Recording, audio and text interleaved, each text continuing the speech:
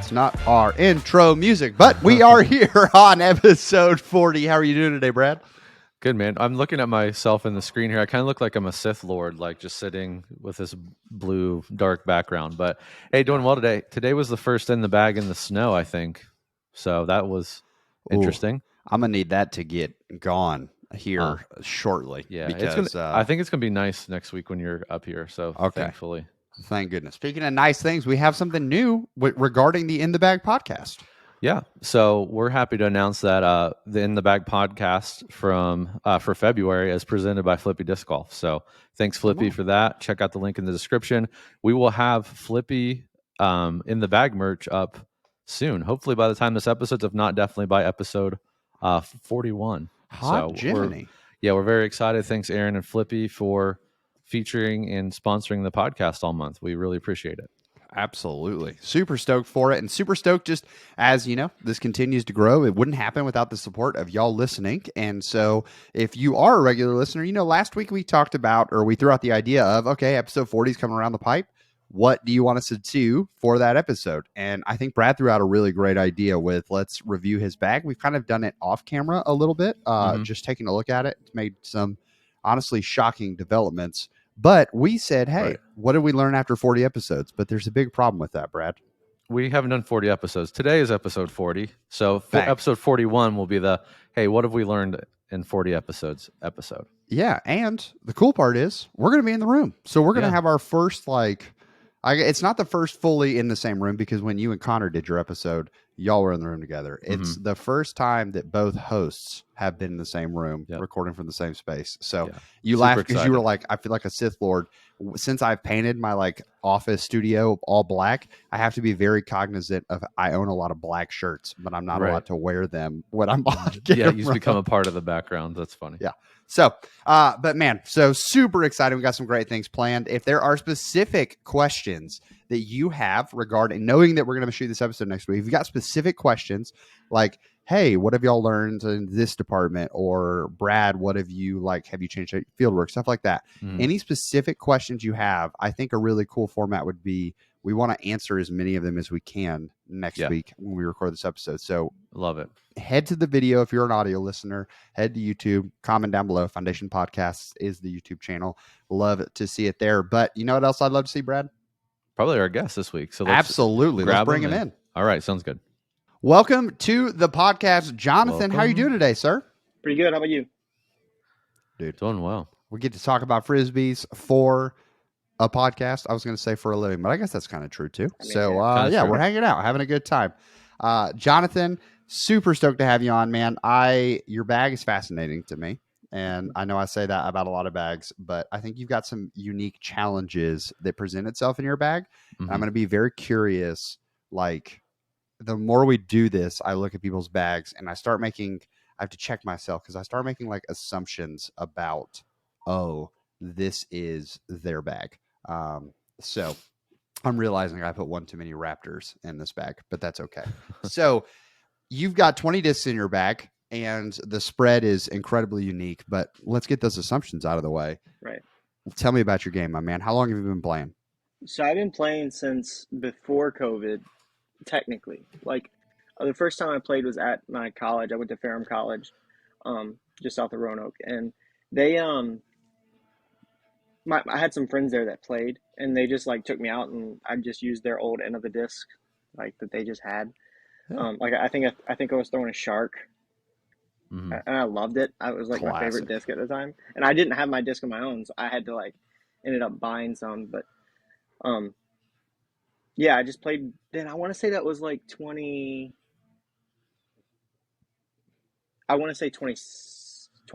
2019. So right before COVID. Yeah. I ended up buying my own disc, but then I didn't play for a while until COVID hit. So I'm technically not a COVID disc golfer, but in all reality, I am, which is fine. But I had never watched disc golf. I didn't know there was YouTube for disc golf. Yeah. I didn't know that, and it wasn't until I started watching the YouTube videos. I think I actually saw it was during COVID when we got kind of kicked out of school. They had disc golf, the women's disc golf championship on TV. I think it was on Fox or something like that. Okay. And I watched that and I was like, I have those discs sitting in the other room. I have nothing else to do. I should go like play. My dad had just had a heart attack and he had finally Mm. got home. And so like he needed something to go do because he couldn't go back to work yet. And he needed to start like working on his cardio a little bit more. And so I was like, Dad, we should just go throw some frisbees, man. Like we should go throw disc golf. We should go play. And he was like, yeah, sure, whatever. And so we went and it was just, I just got hooked again. And I just now have a whole bunch of discs. But yeah, that's kind of, I guess my disc golf history. Dude, I love it. And I love getting to play with your dad. I've gotten to play with my dad. Yeah, Honestly, as someone who does this for a living, you would think I get to play with like the loved ones in my life very often. But that is quite simply not the case. So it is yeah. every round I've gotten with my dad, I especially love like he's come and caddied for me a couple times. Hmm. Super special moments. So Yeah, that's awesome. So let's get to know your game because I think that's very pivotal for yeah. looking at like the discs in your bag. If we step up to a hole and we're looking at the distance that you feel comfortable reaching, what's your average or accurate backhand and forehand distance?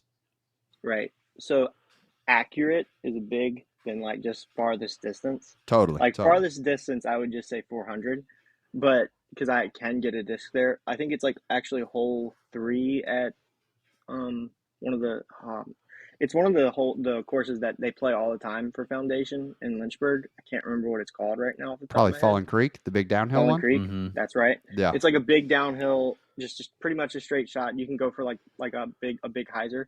I've parked that basket a couple of times, which that's about 405 feet or something like that. That's Mm-hmm. criticism of the thing. But I would say actual like comfortable distance would probably be somewhere around 250 for Okay. backhand and probably maybe 200 for forehand. Okay. Awesome. Sick. All right. Well, that helps me with a lot of looking at the bag. So let's go from distance game, short game, which is a pivotal part of disc golf. Yeah. Mm-hmm. So when we're looking at the short game, we line you up with 10 putters, 10 Lunas. It looks like fellow Luna gang member. I don't. Am Yeah, I man. allowed, Brad, to like call my? Can I claim that title yet? I'm like a month in. I mean, you were forced into that title, so I think you can say it. Okay, that's fair. I helped force you into that title, Hey, by the way. okay. Well, it's I got a video coming out on Tuesday on my channel that will be kind of me playing around with them, and you're gonna Right. see I'm either electric with them or I am bad with them. I feel that. So we line you up at 10 Lunas, at 15 feet, 25 feet, and 40 feet. How many putts are you making from each station?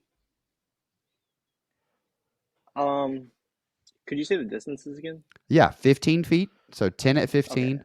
10 at 25, and then 10 at 40 feet. At 15, I would say 9 out of 10, like only because there's going to be one that I miss because like the first one I'm not going to be paying attention. Totally. Or I'm going to make 3 in a row and then stop paying attention. Yeah. And then just miss them. 20, I would probably say like 6 to 7, Okay. maybe 6.5 just for fun. And then 40, I'm probably not making, but maybe 2, Okay. maybe 1. I don't even practice at 40 feet because I'm like, this is just, I'm not there yet. Mm-hmm. Hey, no, I get that. And I mean, I think a lot of people practice their 40 footers and then even the best, right? Like, I'd be curious. Yeah, I have so many questions I want to ask Brody next week while we're together. But like one of them being like, you're at 40 feet, open putt.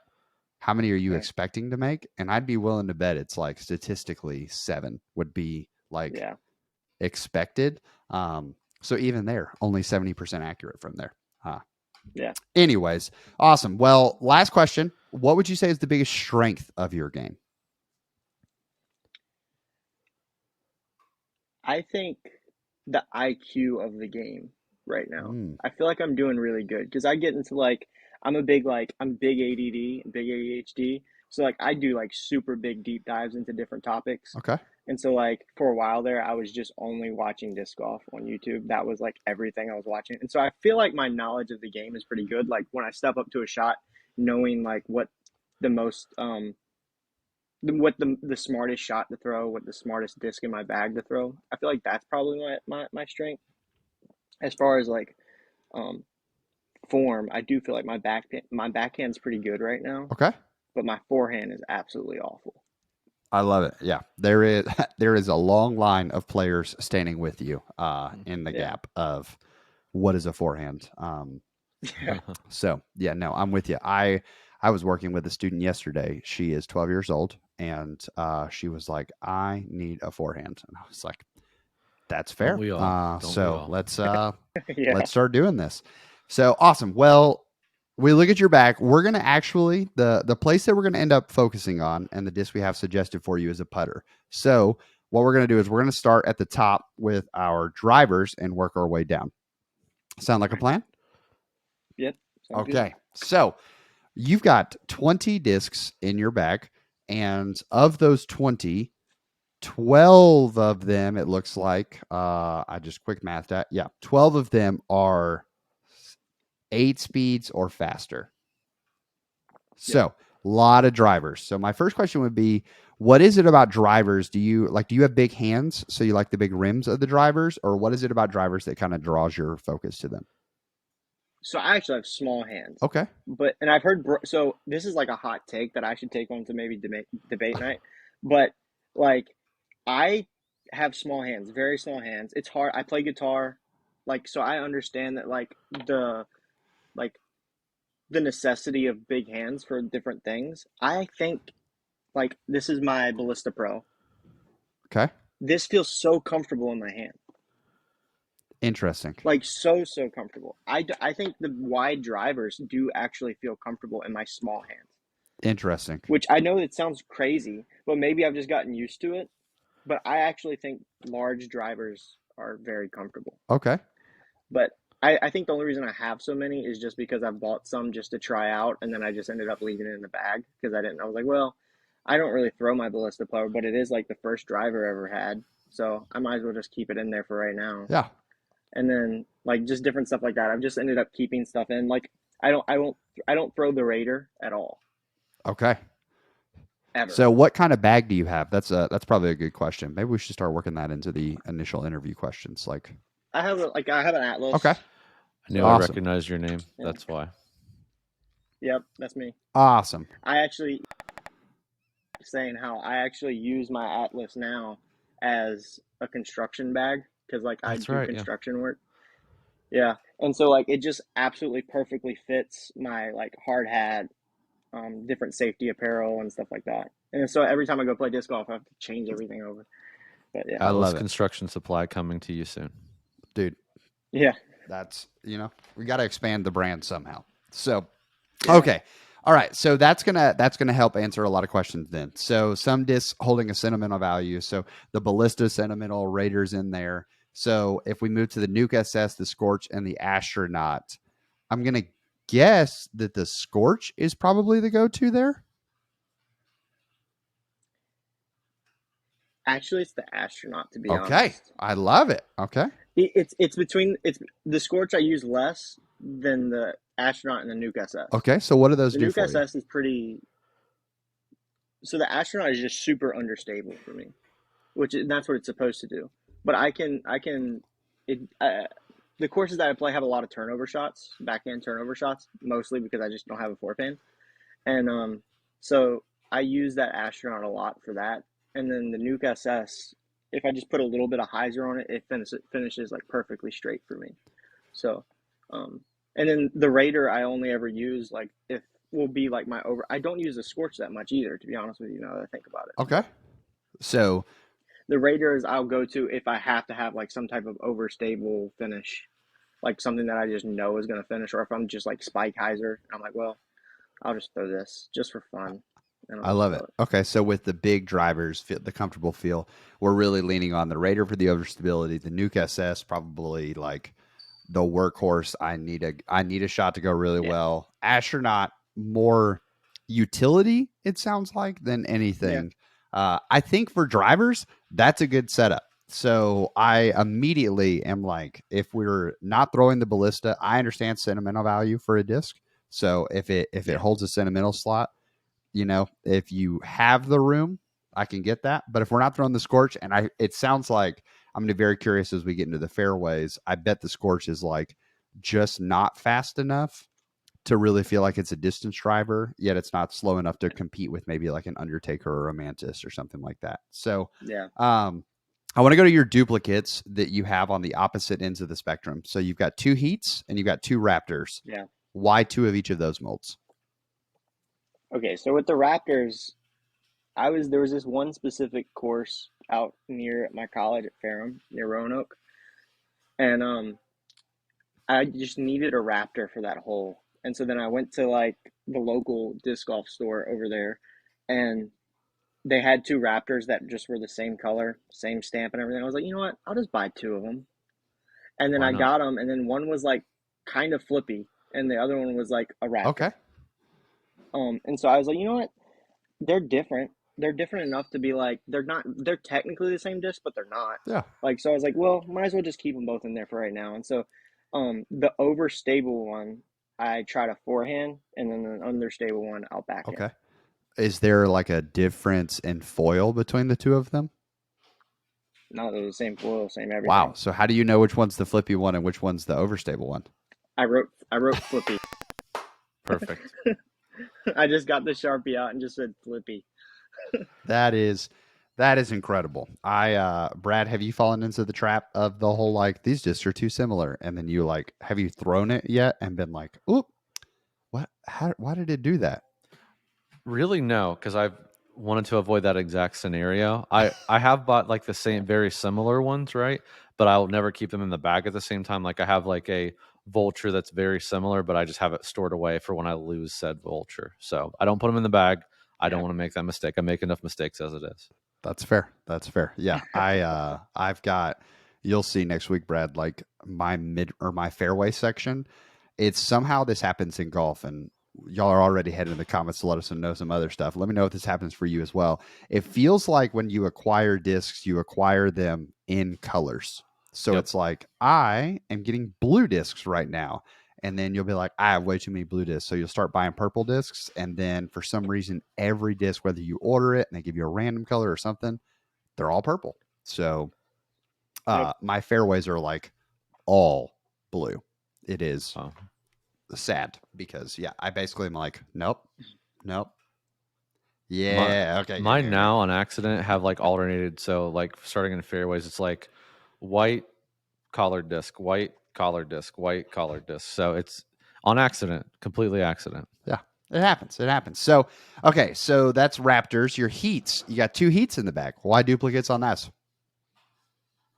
So I actually have a Heat that's pretty stable for me. I don't know why, but it's relatively stable. Like it's got a lot of dome, so I'm guessing that's why. But and then I also have like a 155 gram Heat. That's nice. Yeah. And so the 155 gram, I was not looking for this disc at all. I did not think I needed this disc. And then I just went into the disc golf store in Roanoke, and I just was looking around, just digging through the stuff because there was nobody else there. I was like, I'm going to dig through everything today. I'm going to see every disc in the store. And then I saw this Heat. I was like, I don't really need a Heat, but this is a pretty cool color. Maybe. And then I looked at the weight, and I was like, I'm definitely getting this because this is just different, and I don't have anything like this. And so I got it, and it just rolls so good. Like I didn't know that I could throw rollers because I couldn't with any of the other discs that I have. But with that disc, I was like, okay, I can throw rollers now. This is awesome. That's great.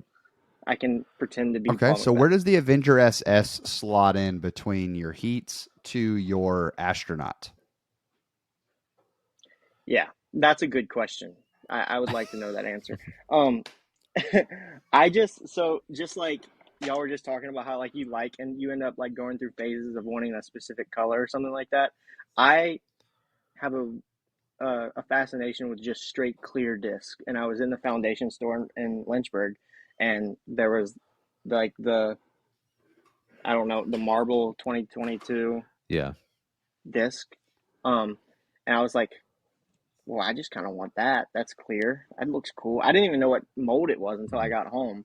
And I was like, this doesn't say. I was like, and then I looked it up. I was like, oh, Avenger SSs they don't say. Yeah. Fun fact, Avenger SS, I think, is the only discraft mold that's not embossed on the inside rim. Really? Yeah, in that Yeah. particular, our Marble 2021 Avenger SSs have a touch of stability to them. They're not like your typical Avenger SS. Hmm. Hmm. Yeah. Well, there you go. Yeah. So this Avenger SS is a slight bit more overstable, or more stable. I wouldn't say overstable. Than the stable heat that I have. The stable heat that I have is just pretty Mm. much a good straight flyer, and then the Avenger SS actually does Yeah, it's finish a probably more little like bit more to the left. Scorch-esque if I had to compare it. Yeah. Yeah. Yeah. Okay. So definitely some possible overlap with that, which is understandable. So then we hit the Yeah. middle of the fairways to kind of wrap up the driver conversation. Undertaker and the Mantis. What's the difference between those, especially compared to, let's say, your? Yeah, I just start there. What's the difference between those? The Mantis is just a little bit slower for it. It feels like a little bit slower. It's a smaller rim. I picked it up in a used section just because I was like, ooh, that'd be interesting. I don't have anything in that speed, and so I picked it up just to try it out, and I just kind of kept it in the bag. I don't. It's not there for any specific reason. Like I don't even like reach for it that often. It's just kind of there. And then the Undertaker is probably like, oh, out of all of the fairways, that's like my go-to. Um, I really like the Undertaker. I haven't gotten to throw it as much because I actually lost it, and then somebody like called me and returned it back to me. But it's like the Brody like the Jawbreaker Z Jawbreaker. Um, so that's kind of like unfortunate that it's just kind of like a limited run. So it's not like I can replace it that easily. I don't even know if it flies like a normal Undertaker, Mm, but I like the way this disc flies a lot. Yeah. Um, nice. Yeah. So I would say, from an outside perspective, looking at your bag for the top end, sounds like it could do with some simplification. And I'd be very yeah, curious in how that would affect your game. So if you like the Raptor, sounds like with the overstable Raptor versus the understable Raptor that you can kind of throw on backhand, even a flippy Raptor, I would assume still has some finish. yeah, So I look at that and I'm like, okay, you've got the Avenger SS that has some hook to it. It competes with the Scorch, so one of those could easily go out. You've got the two Heats, which have different flights. It sounds like the overstable Heat and the Avenger SS are still competing yeah, with one another. And then the Mantis, I'd be curious how much of a different flight you get out of the Mantis versus like distance wise, like if you were able to just power down on one, or power up on the Mantis as well. So that whole area just gets real muddy really fast. And yeah, especially if we're looking at like 250 feet of accurate distance, 300 feet accurate distance, those shots can all blend themselves together really fast. And so yeah, I would be worried for you that you'd have a lot of competing, like, I should have thrown this disc. Oh, man. yeah. If I can comment for a second, Yeah. I'm going to make an assumption, Jonathan. I Hmm. think the disc you're looking for over there in that Avenger SS multiple heat category, you want something that will turn if you kind of make it or encourage it to turn, but you also want something that you can throw that'll go pretty straight and maybe even finish a little bit for you. Is that kind of like what you Yeah, want for that gap that you're trying to find with, I would argue, Avenger SS, double heat, and the Mantis, really, you're looking for in that whole area? Um, I only say that because I tried out the Mantis, the Avenger SS, the Heat, and none of them really did what I wanted them to. Now, your really light heat for your roller, like obviously that's more of like a utility conversation. yeah, Um, I think you should try the Eternal Jackalope. That's what a Mm. lightweight Eternal Jackalope. yeah, Because if you just throw it flat, it will go pretty straight, maybe turn a little bit, but it will come back straight or even finish a little bit if you leave it on hyzer. You can hyzer flip it. But also, if you encourage it a little to the right, you can make it turn for you if you need that shot. But it doesn't turn over so right, much you have to worry about burning it over, at least for me. So yeah, just think about that spot. That's where I kind of landed in my bag, but I see a lot of my old bag in yours right there in particular. I feel the pain. yeah, yeah. I mean, philosophy wise, with the way I've tried to build it back now, after the mid ranges, I just kind of haven't done Mm. this. But from mid range and putters, I feel like I did a relatively good job of this. Is like having one mold that's understable, stable, and then overstable, Mm-hmm. like in every single one. So like we'll get to the mid ranges of putters, but that's what I feel like I've done up Mm-hmm. there. But then when it gets down to the fairways and distance drivers, I'm like, oh, because I feel like I've gotten better a lot quicker Mm-hmm. over the course of the last 2 years. And so like at first, that astronaut was just stable, Yeah. like it was a straight flyer. But now and I haven't hit a lot of trees with it because a lot of the courses I play is more open Mm-hmm. style, and so it's not like it's beat in. Um, my form has gotten better, my power, like the arm speed has just gotten Mm-hmm. better, and so like I got kind of lost with the Mm. fairways because like the fairways and distance drivers, because when it comes to like throwing putters and mid ranges, I'm not, there's no run up Mm-hmm. or anything. Like I'm just kind of stand still and throwing. Sometimes like a zone, I'll be like if I'm throwing off the tee or something like that. But yeah, I mean that's what I tried to do with philosophy Mm-hmm. wise, but it kind of just got crazy once I got to fairways and distance Yeah. drivers. And I mean, I will say if you're listening and you're in a building bag perspective, I think one of the ways that happens really fast and how you get lost in it is I can immediately take you to that Raptor purchase where you walk in and you're like, I bought two, and they immediately fill the bag, and your bag gets like really full really fast. Mm-hmm. And so you Yeah. don't have time to like feel all of these out. And because of that, some of them just stick around because they're kind of like hiding behind other Mm-hmm. discs that are getting more throws. Yeah. So if you're adding discs to your bag, it like you can absolutely overhaul it. There is not necessarily a wrong way Yeah. to do it. Just know that you're going to end up in what Jonathan's dealing with, this like limbo state. I mean, I can relate. I'm in there with my distance drivers right now because I'm changing my distance form. I know I love race and destroyers, but I didn't want to hate race and destroyers and like associate them with the form change period I'm in right now. Mm-hmm. So I think I have 6 drivers in my bag and not one of them are duplicates.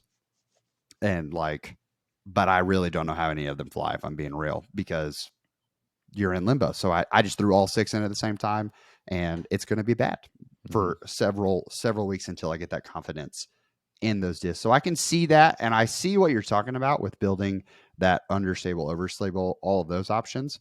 I would truly tell you, man, with where you're throwing distance wise, I love Brad's recommendation of the jackalope because I think that even if you had 2 jackalopes in there, you would learn to use that disc for so many shots Mm-hmm.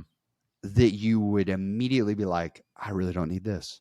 I really don't need this. I just feel more comfortable throwing this. And like that simplification would open eyes to a lot of the overlap or unnecessity you have, which could open it up. My hope is when we move to the mid ranges and the putters, the other thing is they just literally take up more space in your bag. Mm-hmm. Like they're thicker. Yeah. So with all the drivers in there, we take 2 drivers out. We can fit an extra mid range in there.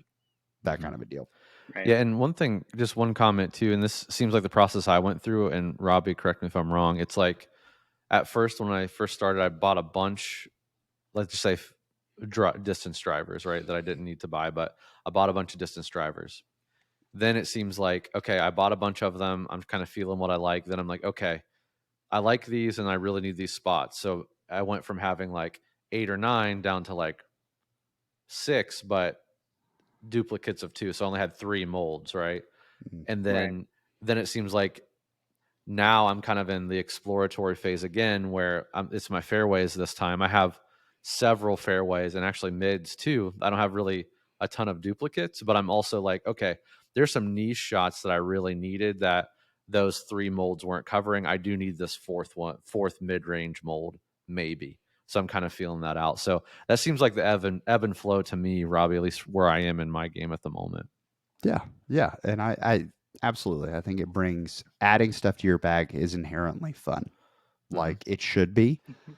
And we need to keep the fun in the game. I'll never forget when Hunter came on our podcast and said, hey, if I were to go back to tournaments tomorrow, I'd get rid of all of these things and I just put rocks in, destroyers, Thunderbirds, all that.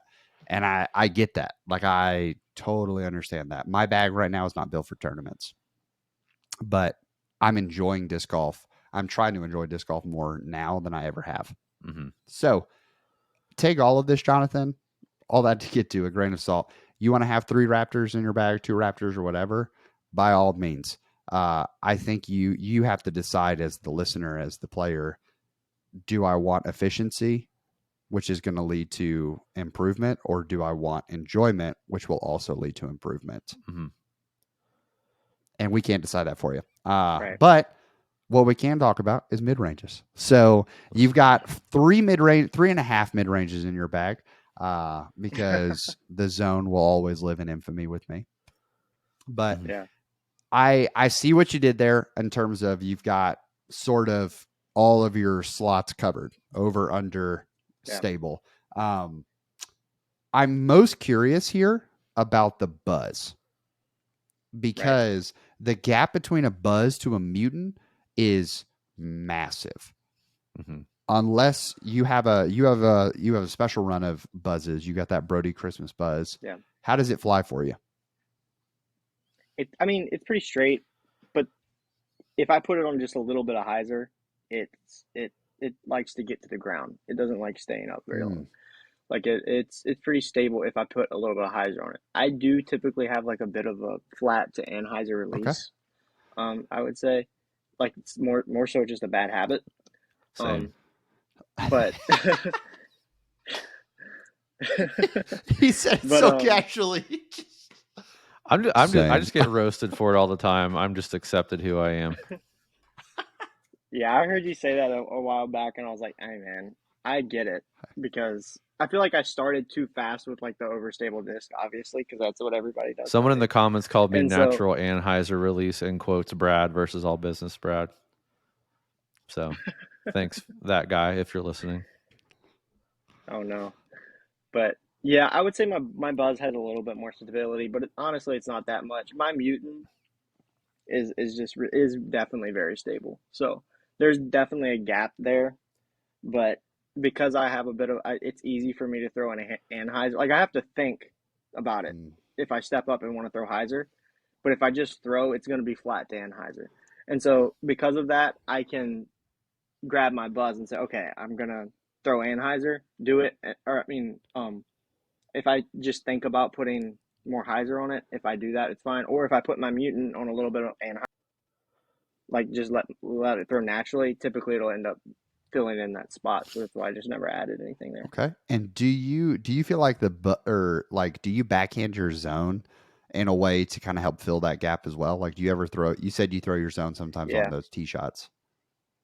Yeah. I throw my zone probably like a pretty good amount, to be honest. Probably more than the buzz actually, but I think the buzz and the zone are almost like interchangeable. Probably they're probably taking up the same slot right now. That's probably like one that I'm like I have to. It takes a second for me to decide which one I'm gonna throw, because if I'm stepping up to a 200-foot shot, I mean, it probably makes sense to throw the buzz, but it's just like, well, I like the zone. I could throw that right now. Right. You have a Z buzz, right? No, it's the Christmas Brody buzz. The Christmas Brody, yeah. Yeah, so it's like Crystal Flex. So I'm not a buzz guy. Brad, you're our buzz guy. Are there glidier buzzes for some compared to others? Because I think that would be my question mark would be, the zone is not glidey. It is a lead weight trying to get to the ground. Yeah. The buzz, I think that would be the difference in that slot. And I just don't know the buzzes. Yeah, I wouldn't call myself a buzz guy per se. I put one back in the bag. I had a Z buzz I threw forever, and I will say I threw the Crazy Tough UV zone now, and I definitely, and I don't know if this is just a feel or a fact, I don't know, but I feel like that UV buzz has way more glide than I remember my other buzz having. Again, I'm throwing differently. I'm throwing a little farther now, so maybe that's it. But compared to a zone, for sure, the glide is like way there. You know, that's if I threw a zone on backhand, and I guess I throw a razor claw on backhand if I'm throwing that kind of disc. Yeah, the buzz is always going to be the distance choice for me, I think. Yeah. It definitely goes farther. So that would be my curiosity for you, Jonathan, is like finding a glidier buzz and seeing if that does something for you. I'm not sure. The only buzz that ever competed to make a slot in the bag for me was an ESP buzz back in the day. So I just didn't like the Buzz and ESP plastic for how it felt in my hand for whatever reason. And I typically like ESP plastic, so I don't know. Yeah, and I'll say it made the bag for like 3 weeks, and then I threw it into a river. So it was not long lived. But let's talk about the putters, man. That's what we're here for today. So you've got 4 putters, 2 of them being your putting Lunas, and then you've got a Fierce and a Roach. So before we have Brad talk about what he threw today, we kind of want to hear what's the differences between your Fierce and your Roach. Yeah, so I started off putting with Roaches just because I was a massive Brody fan, still am a massive Brody fan. And so I was putting with Roaches. I had soft Roaches, but then because I was putting with those, I was like, well, I should buy a big Z Roach and then use that as my throwing putter. And so I liked it a lot as a throwing putter. And I was like, I just was kind of in a putting slump, and I was like, you know what, I'm just going to change up putters. So then I bought the Lunas. But the Roach is pretty straight. It's just nice and dead straight. There's like barely any finish, but also barely any turnover. It's just perfectly stable. And then the Fierce is pretty understable. Like if I throw that flat with just a little bit of power, if I run up with the Fierce, it's turning and gonna roll. But the Roach won't do that. So it's just the Roach just really straight. Fierce is just too understable. It's more like almost utility. Okay. What plastic is your Fierce in? It's like the Tour ESP. Awesome. Yeah, with the like ESP. Go Stamp year and all that. Awesome. Yeah. So Brad, I think that what we tried today, I can already tell. I'm excited to hear. So Brad, what'd you go try today? And also the prompt was a little different today than normal. Yeah, so typically Robbie obviously he doesn't share the bag, but he'll say, okay, here are 5 discs that kind of fit the slot we're talking about today. Grab, at first it was, hey, here's these 2 discs, grab these 2 discs. Then it evolved to, hey, here's 5. You pick a couple, pick 2 you want to try, or ones we haven't tried before. And today it was, here's the slot we're looking for. You pick them off the shelf and you throw, and you see if they make the cut and kind of do what we want to do. So different challenge today. I still didn't see the bag until right before. Jonathan, you can attest to that because Robbie was sending it to me when we brought you on the call. So today we're looking for, Robbie said we need a more like stable to overstable throwing putter. So that's what we are looking for today. Yeah. So I tried the Glow Penrose from EV-7, and then I also tried the Rico X in K1 plastic. So those are the 2 that I tried out in the field today. Just for those of you that are not video listeners, the Glow Penrose flight number 2402, the Rico 3302. So make your assumptions now on what we think those are going to do. All of them are wrong, at least for me. I love it. So, Brad, you went out and you threw. What was your initial thought? Let's talk. The Glide was the difference in flight numbers there. I'm pretty confident, or I guess the Penrose is a 2 as well on speed. Right. So, but the Glide, I think, being the real kicker here. What did you feel a Glide difference between these 2 discs? For sure. Okay. I'm trying to be like scientific here without being just a jerk. Diplomatic. That's the diplomatic word. Diplomatic diplomatic and scientific. So, the Glow Penrose, man, I feel like I bought this dude at Walmart. Like, it just did not fly well for me. Now, those of you, this is not putting, right? This is a Glow Penrose. I expect it to be a little more overstable, handle a little bit more torque. I have it in 173, so that's the heaviest weight we had in stock. So I want to make sure I gave it a fair chance. But I just didn't even feel like that 4 glide, like that's such an impressive number. Like the inner core has a 4 glide, right, Robbie? Yeah.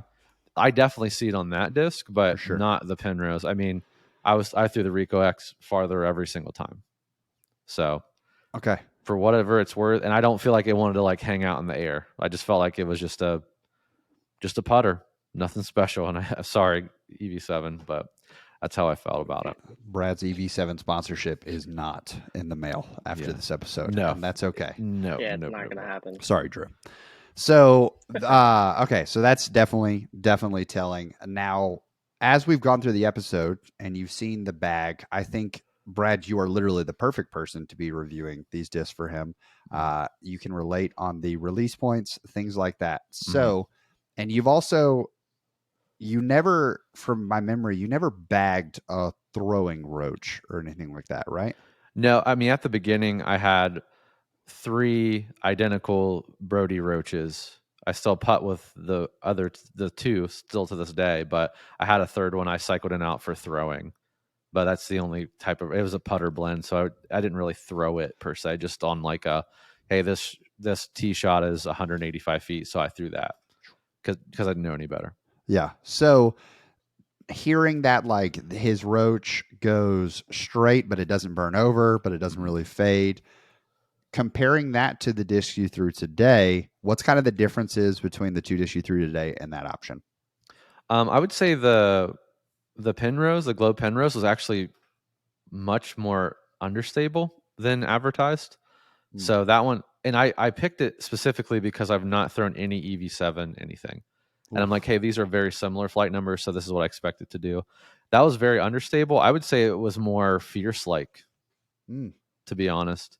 Now, if you want that, maybe you're like, hey, I like my fierce, but you have it in Swirl ESP, so you're fine. But if those of you who have maybe like the putter blend fierces and need a more premium S disc, again, for me, that's how this flew. I do have a touch of Anheuser, so that could have something to do with it. The Rico X, it was great because I could get it straight for a long time, but at the end, it still had a consistent finish. What excites, I actually fell in love with the Rico X in field work today, which if you all listen to every episode, you know it's been a while since I found a disc I really loved in field work. The Rico X flies exactly like my beat-in Eclipse Envy, which I love, but I can just grab this one off the shelf versus having to beat in an Eclipse Envy forever and ever and ever and ever to get it. So it's very straight, but then has a nice finish at the end for me. Okay. So, having thrown a buzz, knowing that we're competing with a zone in sort of the zone buzz area, in my mind, this could be a disc that competes or like helps open up that option, so you don't have to throw the zone, perhaps. Yes, that's the point I was going to make. That was the point I was going to make. It's kind of the same thought process because I've thrown a zone for a very long time. It's just my forehand approach disc. But I will say, like, number one, I don't like to backhand it, so that's always the problem. Number two, and you know this too, Jonathan, for being a zone thrower, there's a distance where it's just like, hey, this, if I have like a longer approach shot, I love it because I know I can hit it with the power that I need. It's going to be reliably overstable. Awesome. But if I have a shorter approach shot, I'm always like having to toy with my aiming point because it's so much more overstable the less spin you put on the disc. So if I'm backing off on power, it's gonna be way more overstable. And I always just kind of adjusted for that. And that's always an issue if you have a tight gap you need to hit in the woods. You can't swing it out really wide if you need to do a shorter shot. What I like about the Eclipse Envy and the Rico X is I can do a little like kind of chop forehand that I don't have to put a ton of rotation on, that it still goes pretty straight but has that reliable overstable finish. And that's the slot I never realized I needed until I started throwing the Eclipse Envy on forehand approach shots, like shorter ones. So now I have I don't know, let's just call it 60 to 120 that I'll kind of throw my Eclipse Envy. And then when I hit that 120 to like even 200 mark now, I'm going to the zone forehand. This is all forehand I'm talking about. And what I like about the Rico X, it has a very similar, and I have a very beat-in Crystal Flex zone. So it has a very similar or mirrored finish on backhand, which is why I like the Eclipse Envy. So if I'm like, hey, this is a shot I would typically, I want a zone like flight, but I need to throw a backhand, I'm grabbing my Eclipse Envy now. The Rico X is very similar to that. So I think, Robbie, to your point, this kind of fits a nice gap in between maybe this makes your buzz decision easier because you're like, my zone, I know it's not going to give me like a ton of glide. I'm not going to be able to get out there very far. It's going to be too overstable. The Rico handles the torque. Like I threw it pretty far. I mean, mid-range far, and it didn't turn over on me. I could get to flip up a little bit if I put a lot of power on it. But maybe that like replaces your buzz thought. Maybe your buzz is like, hey, now I know my buzz. I can go this distance to this distance. If it's closer than 200 feet, maybe now instead of the zone, I'm grabbing a Rico X if I want that more like straight with overstable finish. Your zone's more of the overstable disc. So it might actually make your choices a little easier in my mind. Yeah. So, Jonathan, it sounds like the Rico X is going to be the winner here. I doubt that Brad's, yeah. unless it sounds like you need like a paperweight or something. Yeah. This one looks cool. I mean, I like the glow with white stamp. Yeah, it does look Hey, cool. and we maybe it's just we'll have you go back to a Penrose on a different plastic and see how it flies, or we'll know this slot works for it. But Jonathan, would you be willing to come back on for a future episode? I want to see, like, Brad kind of gave it there, but like if there's specific homework that he's like, we'd love to have you back on after you try using it for blank. Mm-hmm. Yeah, I would encourage you to try those like shorter forehand approaches with it versus your zone that you're like, I'm a little afraid of the overstability. And then I would just encourage you. I think some of the biggest strides have come since I've started throwing more putters and more mid ranges versus leaning so hard on drivers. I think it's just made me more cautious of my Anheuser release has gotten a ton better since I started throwing more putters and mid ranges because they're not, in my opinion, not as forgiving if I make those mistakes. And just it really in my mind, I know it's just so. I mean, the speed's there obviously, but subconsciously, I slow down my form. I'm more conscious of like how my body is turning, and like the actual like wrist movement at the end I'm getting with putter and mid range. So just lean on it a little bit, and I think you'll probably see your buzz maybe go away because this is going to fit like maybe what you want your buzz to do currently, and then maybe you'll lean on something more understable like an uplink or something that really does that full turn motion that you're looking for. So you can get rid of one, add a couple more that gives you more broad utility. Totally. Right. Well, Jonathan, if you're down, we'd love to have you back and see if the buzz actually gets beat or if, how it all shapes out, man. Sick. Well, thank you for coming on. We appreciate it. And maybe we'll see you up around Lynchburg sometime, hanging out as well. Yeah. Awesome, man. Well, we appreciate it, and we'll talk to you soon. See ya. All right. So another episode done. And Brad, I think like it really is fun seeing the progression. And did you feel a little more ownership on this one because you picked the discs? I did. And I think my disappointment showed through on the, of my own choosing. So, but yeah, no, it was fun. I don't mind doing the format we've always done. I mean, it's really, again, it's fun for us, but it's really for everyone listening. I want to make sure it's valuable for them, but it is fun to switch it up from time to time. And it is, nice to, I didn't, on episode 2, I didn't have the knowledge to be able to do that. So I feel good about it.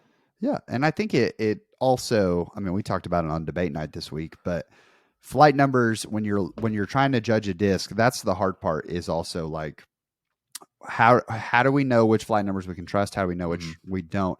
And there's a lot of times where I'm recommending discs to you that I'm like, okay, I've gone and I've thrown this. Like you threw the Origin last week, and if you look at its flight numbers, you're like, oh, it's a buzz. Nope. But it ain't no buzz. So that's where you'll learn. And I think it helps. Yeah, it helps you become a better host. It helps me become a better host as we see all this and we try all this. And I love your evolution, man. And I love your natural Anheuser release. So thank you. Some people don't, but that's okay. I'm here for them too. I'm here for all of you. Haters gonna hate. Yeah. Well, hey, again, I think it's just, everyone's different just as a human being, but in their disc golf game. And to your point about flight numbers, we know that, sometimes your camera goes completely blurry, but we also know that, flight numbers are like a perfect robot throws it perfectly at 0 degrees at perfect speed at 3 speed, right? Yeah. So everyone's different, the way they throw, the way they learn to throw, the bad habits that they form. So the flight numbers are to give you a rough idea of what it's supposed to do. Plastic's going to change your form. It's going to change it, but at least you should know. And then the reason, and this is maybe just try new discs. I think next episode we're going to talk about some like big takeaways as part of the episode, but I'll tease one of those as just like there's so many discs, just try them. Don't get stuck in like one house, if you will. Like just go around and try a bunch of them. Because the only reason I knew for sure I wanted to try the Rico X because I threw the Rico and I knew what the Rico did. And I'm like, okay, I know the Rico X is supposed to be more overstable. And okay, that seems like a good disc for this slot because I threw the Rico. Yeah. No, that makes a ton of sense. And there's going to be a world, right? Like I'm excited for when we come back to, hey, we're going to test the Valkyrie out again because it's been a minute since you've thrown a Valkyrie. And so your initial thoughts versus now could be drastically different. And so don't be afraid to retry a disc on the same side. But a great place to find disc to try, retry all of that is foundationdisc.com. It's a proper huge week for what's new in the warehouse, I'm guessing. Oh my gosh, it is. I've got a bunch of people, shout out Jason, Carson, Nolan, Nico, everybody that's working over there this week and working their tail off. We got the 6 time and 6 claw stuff in. For all of you that pre-ordered those discs, thank you very much. We have them all packaged and ready to ship on Friday. So we're excited. And we ordered a little extra so we can put a few up on the site. So those of you who did not get them on pre-order because they were crazy sold out everywhere, make sure you go to foundationdisc.com at 5 p.m. exactly on Friday when this airs. Well, actually, right before this airs. Hopefully, you're already there. We are going to put up a few on the site, and they are going to be available in our retail stores, both in Forest and in Charleston. So get there quickly in either one of those avenues. If you want them and you did not get them or you want an extra one, they are going to be available. So in the same vein, the special edition MVP stuff, the Lozado, the Electron, Terra, the new stamp on the Zenith, and the Fission Envies. We're getting them in waves. MVP did not ship out all of them. We ordered at one time. Again, thank you to everyone that pre-ordered those. Thank you for that. We have all of them that we have boxed up and ready to go. I got a shipment notice from MVP yesterday that said they're shipping more in. So as we get them, we're shipping them out. There are going to be a few available online in our retail store and in Forest and in the Foundation Charleston store again at 5 p.m. on Friday. Please get there soon. There's not very many, but we did hold a few of them for those of you who did not get a chance to pre-sale them or pre-order them. Also, we now have Thought Space. We have pretty much every mold from Thought Space going up as I speak right now. They will be ready at 5 p.m. on Friday as well. So make sure you check out those. A lot of wild stamps, but that's just kind of what they're known for. That's fine. I hear Pathfinder's a good disc. We'll have to maybe work in some Thought Space Robbie to some disc recommendations in the future episodes. Also, shout out Jesse, Trash Panda. We have inner cores. We have Trash Panda mini markers on the site live now, so make sure you check those out. Great throwing putter too, in my opinion. It didn't kind of fit this slot, obviously, but they are available there. So please check those out as well. Also, teaser for next week. We have a lot of custom stamp stuff coming out next week. So be prepared for that. And hey, 3 of the molds are MVP molds. And one of them I currently bag. One of them you currently bag. And one of them Hunter currently bags. Oh my. So there's your hints. I can already guess which 3 it is, and all 3 rock stars. So that'll be fantastic. Yeah, and just a heads up too, as you're looking for new discs to try, as you're, don't be afraid. We have Foundation Care. If you don't know about Foundation Care, you're able to purchase Foundation Care. It's $2 at checkout. If you try, let's say you're like, hey, I'm going to try the Rico X now because Brad loved it. And you get it and you're like, Brad doesn't know what he's talking about. He's dumb. I hate this disc. fine, probably going to happen eventually. Yeah. You can actually just email Jason at support@foundationdisc.com. You email him, say, hey, Jason, I bought Foundation Care and Larico X. Don't quite love it. What can I do? He'll say, hey, no problem. You can actually exchange that for another disc of equal value on our site. We'll pay for the return label. We'll send it to you. We'll pay for the new shipping label and send you out the new disc. And that disc comes on our site as a certified used disc that someone else can buy, very, very, very lightly used, for way cheaper. So those are going up as well. So make sure you check out Foundation Care whenever you make a purchase. Why would you not? Yeah, absolutely. Dude, that is, I cannot stress to you guys enough, like, how huge that is. As people come into my local shop all the time and they're like, what if I don't like the disc? And I like hate to be like, yeah, man, like, that's rough. I can give you the best recommendations, but trying plastic is such a hard thing to do. So do not overlook Foundation Care. It's huge, man. But, you know, sometimes you don't even need Foundation Care because you're going to find it. You're going to love it. You're going to say, this is so good. I'm going to keep it in the bag. And guess what? We'll see you next week for the What Did We Learn in 40 Episodes list. Game on. All right. We'll see you later.